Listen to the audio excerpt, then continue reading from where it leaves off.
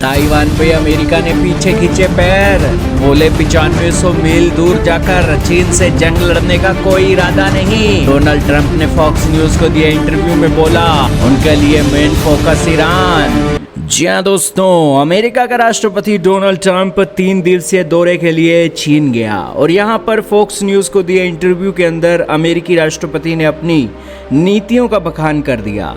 दोस्तों, अमेरिकी राष्ट्रपति डोनाल्ड ट्रंप आज हाथी के दांत दिखाने के और खाने की और रणनीति से काम कर रही है। हाल ही में उनसे ताइवान के मामले में क्वेश्चन पूछा गया तो अमेरिकी राष्ट्रपति ने ये कहते हुए ताइवान के मामले का खंडन किया कि अमेरिका से ताइवान की दूरी 9500 मील की है। इतनी दूरी तक अमेरिका कोई जंग नहीं लड़ सकता, अमेरिका की इतनी औकात नहीं है। फिर पत्रकार ने उनसे सवाल पूछा ईरान पर, तो ईरान वॉर पर अमेरिकी राष्ट्रपति काफ़ी एक्साइटेड नजर आए। उन्होंने कहा कि ईरान वॉर को शुरू हुए अभी 2 और आधा महीना हुआ है, जबकि दूसरी ओर अफगानिस्तान के अंदर, वियतनाम के अंदर दशकों के दशक के हिसाब से हमने जंगें लड़ी हैं। उन्होंने कहा है कि आप अभी इंतज़ार करो, अमेरिका ने इतने सोल्जर नहीं खोए हैं, सिर्फ और सिर्फ यहाँ पर ईरान को नुकसान पहुँचाया है।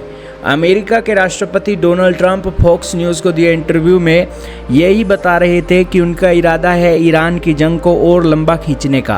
अगर दोस्तों ये जंग लंबी खिंचती है तो दोस्तों दुनिया के अंदर वॉर का खतरा और ज़्यादा बढ़ सकता है और महंगाई तो कौन से आसमान में जाएगी, आप अंदाज़ा लगा सकते हैं। लेकिन ताइवान के मामले पे ना सिर्फ अमेरिकी राष्ट्रपति ने पैर खींचे बल्कि ताइवान को चोर की संज्ञा भी दे दी।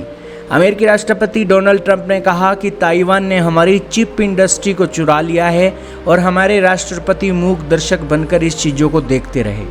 अमेरिकी राष्ट्रपति ने चीन जैसे महान और बड़े देश से ताइवान की रक्षा तो क्या करनी थी, उन्होंने तो दोस्तों अब ताइवान को चोर कहना शुरू कर दिया है और कहना शुरू कर दिया है कि इन्होंने अमेरिका की चिप इंडस्ट्री को चुरा लिया। उन्होंने कहा कि चीन एक बेहद शक्तिशाली और बड़ा देश है, जबकि ताइवान एक छोटा सा द्वीप है। आज के समय में उसकी दूरी कुछ ही मील की है चीन से, लेकिन अमेरिका की चाइना से दूरी 9500 मील की है और वो युद्ध लड़ना एक असंभव है। उनका मानना है कि ताइवान को थोड़ा शांत रहना चाहिए और चीन को भी संयम बरतना चाहिए। उन्होंने ताइवान के स्वतंत्रता आंदोलन और चीन के साथ संभावित संघर्ष का जिक्र करते हुए कहा कि मैं नहीं चाहता कि कोई स्वतंत्र हो जाए और हमें युद्ध लड़ने के लिए 9500 मील की यात्रा करनी पड़े।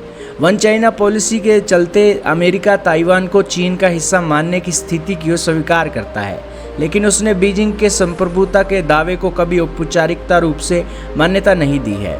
खैर कुछ भी हो, लेकिन ताइवान के मामले पर अमेरिका का स्टैंड कभी भी बदल सकता है, क्योंकि अमेरिका में इन दिनों हाथी के रिपब्लिकन पार्टी की सरकार है और इनके दांत दिखाने के और खाने के और कभी भी हो सकते हैं। खैर आपका क्या मानना है, कमेंट में बताइएगा। China is a very, very powerful, big country. That's a very small island. It's, you think of it, it's 59 miles away, 59 miles. We're 9,500 miles away. That's a little bit of a difficult problem.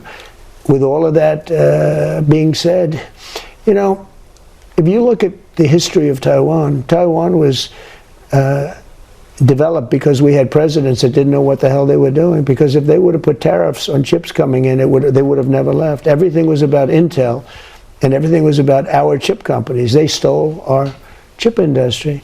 So I've said that for years. I said, you know, for years they stole our chip. If we would have had one of our presidents just say, we're going to put 100% chip. You can leave, you can build in Taiwan, but you sell it back into the United States. We're going to put 100% or 200% tariff. We would have never lost a chip. We lost the chip industry.